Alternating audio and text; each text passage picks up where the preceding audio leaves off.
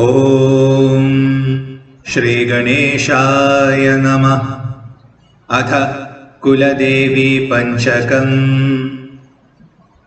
आदिश्वरी नमस्तुभ्यं भुवनत्रयकारिणी पालिनी हारिणी माते भुक्तिमुक्तिप्रदायिनी चित्तरूपे प्राणरूपे धातुरूपे नमोस्तुते।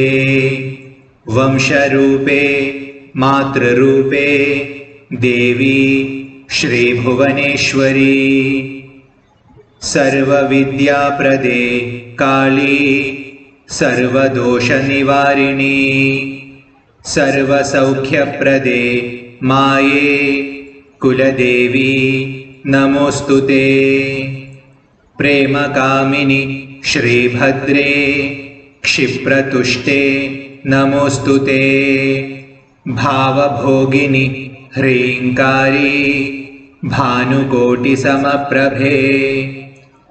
शक्तिरूपे नमस्तुभ्यं वरिष्ठगृहनायिके वित्तप्रदायिनी दुर्गे सदा पालयशालिनी।